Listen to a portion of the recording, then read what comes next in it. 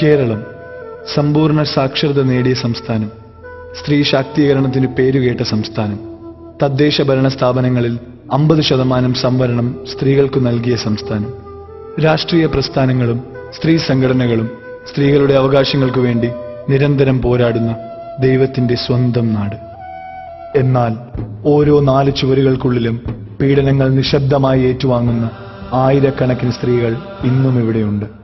രാഷ്ട്രീയ പ്രസ്ഥാനങ്ങളുടെ ഉച്ചത്തിലുള്ള ആഹ്വാനങ്ങളും സ്ത്രീ പീഡനങ്ങൾക്കെതിരെയുള്ള മുദ്രാവാക്യ വിളികളും ഇവരുടെ പേരിൽ നടത്തുന്ന മറ്റു പ്രതിഷേധ പ്രഹസനങ്ങളും ഒരിക്കൽ പോലും ഇവരിൽ ഒരു ചെറു ചലനം പോലും ഉണ്ടാക്കുന്നില്ല എന്നതാണ് യാഥാർത്ഥ്യം. തികച്ചും യാന്ത്രികമായി അവഗണനയും പീഡനങ്ങളും മുറിവുകളും സ്വയം സഹിച്ച് നിശബ്ദമായി ഒടുങ്ങിത്തീരുന്ന ഈ പാവം സ്ത്രീ ജന്മങ്ങളെക്കുറിച്ച് ആരുത്കണ്ഠപ്പെടുന്നു? ഇവരെക്കുറിച്ച് ഓർത്ത് ആരുടെ മനസ്സ് വേദനിക്കുന്നു? അത്തരം സ്ത്രീകളുള്ള തലസ്ഥാന നഗരിയുടെ ഒരു ഗ്രാമത്തിലെ ഒരു സ്ത്രീയുടെ കഥയാണ്.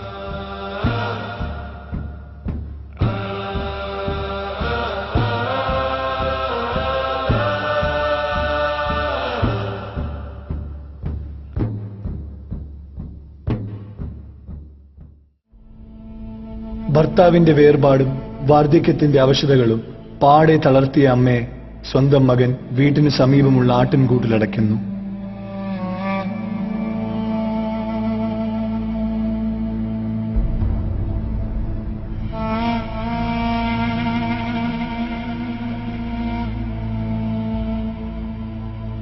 പരസഹായം ലഭിക്കാതെ തീർത്തും നിസ്സഹായായ അവർ അർദ്ധപട്ടിണിയിൽ ആ ആട്ടിൻകൂട്ടിൽ കണ്ണീരോടെ കഴിഞ്ഞു. ഇതുകണ്ട് മനസ്സലിഞ്ഞ ഒരു യുവാവ് ഈ വിവരം ഞങ്ങളെ അറിയിച്ചു. 2 ദിവസം വീട്ടുകാർ അറിയാതെ ഞങ്ങൾ ഈ അമ്മയുമായി സംസാരിച്ചു.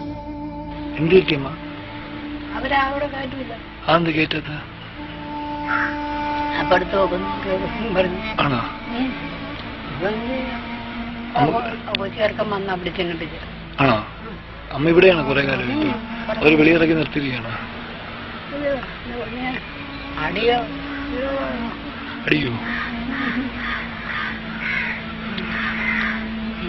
അമ്മ ആരുടെ പരാതി പറഞ്ഞില്ലേ? നമുക്ക് 2 ആങ്ങളമാരുണ്ട്, തിരിഞ്ഞു പോകത്തില്ല. അമ്മ എന്ത് വെളിയിൽ കിടക്കുന്ന കേരളത്തില്ലേ? ഉപദ്രവിക്കോ?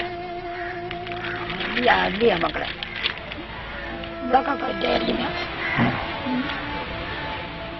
അവരിപ്പോ ഇവിടെ ഇല്ലേ? എവിടെ അമ്മക്ക് കഴിക്കാനൊന്നും കിട്ടാറില്ല ബിസ്ക്കറ്റ്? അതെയോ?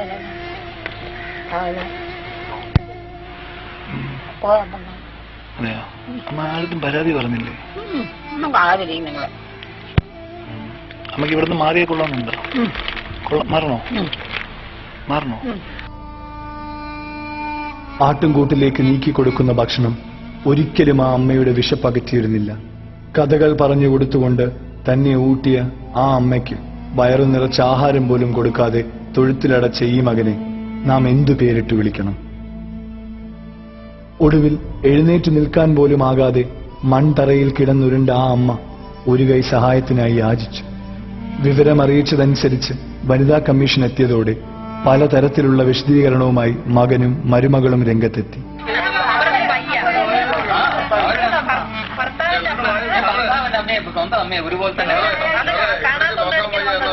ഭർത്താവിന്റെ അമ്മയും സ്വന്തം അമ്മ അല്ലാത്തോണ്ട് സ്വന്തം അമ്മയായിരുന്നു ഇങ്ങനെ കിടന്നില്ല. ഭർത്താവിന്റെ അമ്മയായതുകൊണ്ട് നിങ്ങൾ ഇവിടെ ഇന്ന് കുളിപ്പിച്ചോ? അമ്മ കുളിപ്പിച്ചില്ല, ഞാൻ മോളെ കൊണ്ട് ഹോസ്പിറ്റലിൽ പോയിട്ട്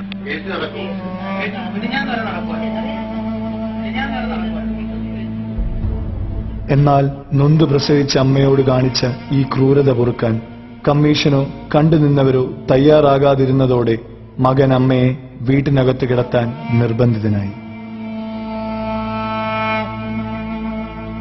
പക്ഷേ വീട്ടിനകത്ത് അലക്കി വിരിച്ച കിടക്കയിൽ 1 മാസം പോലും തികച്ച അമ്മ കിടന്നില്ല.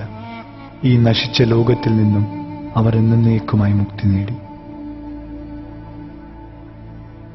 നീതിയും നിയമവും ഇടപെട്ട് അമ്മയ്ക്ക് തിരികെ കൊടുത്തത് വീട്ടിനകത്തെ ഒരു കട്ടിലും കിടക്കയുമാണ്. എന്നാൽ ജീവിതം മുഴുവൻ നൽകി പ്രാണനെപ്പോലെ സ്നേഹിച്ച മകൻ നൽകിയ മുറിവുകൾ ആ മനസ്സിൽ നിന്നും മാഞ്ഞു പോയിരുന്നില്ല. നിശബ്ദമായി വേദന സഹിച്ച് ജീവിതം ഹോമിക്കുകയായിരുന്നു ഈ അമ്മ. ഇതുപോലെ ആയിരക്കണക്കിന് സ്ത്രീജന്മങ്ങൾ ഇവിടെയുണ്ട്. ഓരോ 4 ചുവരുകൾക്കുള്ളിലും എരിഞ്ഞിറങ്ങുന്ന അത്തരം സ്ത്രീജന്മങ്ങൾക്കായി ഞങ്ങൾ ഈ അമ്മയെ സമർപ്പിക്കുന്നു. ഈ ഒരു അമ്മ ജന്മം ഇവിടം കൊണ്ട് തീർന്നിരുന്നെങ്കിൽ. അമ്മ എന്ന വിശുദ്ധ ജീവി കമലാസുരയ്യയുടെ വരികളിലൂടെ. അമ്മയെന്ന് വിളിക്കപ്പെടുന്ന ജീവി നിങ്ങൾ മക്കൾ ഈയിടെ എപ്പോഴെങ്കിലും സൂക്ഷിച്ചു നോക്കിയോ? മൂത്രം നനച്ച വിരിയിൽ സ്വയം കിടന്നവൾ, ഛർദിയും മലവും കോരിക്കളഞ്ഞവൾ, പരീക്ഷാ ഫീസ് കൊടുക്കാനും രോഗശാന്തിക്കും വിവാഹാഘോഷത്തിനും വളകൾ ഊരി വിറ്റവൾ, പ്രമാണികളായി തീർന്ന മക്കളെ ശല്യപ്പെടുത്താൻ ഒരിക്കലും ഇച്ഛിക്കാത്തവൾ, മക്കളെ ഭയക്കുന്നവൾ, ഏകാന്തമായ കഞ്ഞി മോന്തി തളർന്നവൾ, മരിച്ചുപോയ ഭർത്താവ്, അമ്മയെന്ന് വിളിച്ചവൾ, ഒടുവിൽ മക്കളെ തൊടുവാൻ പോലും ഭാഗ്യം ലഭിക്കാത്തവൾ, അമ്മ വിശുദ്ധ ജീവി.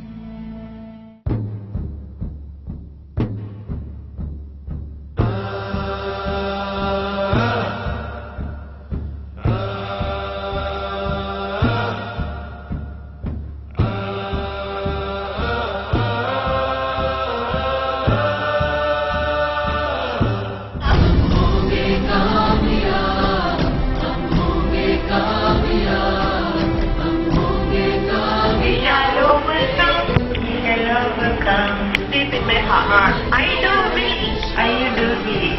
We shall overcome. Someday. The motion is adopted by a majority of the total membership of the House and by a majority of not less than 2/3 of the members of the House present and voting. The bill as amended is passed by the required majority.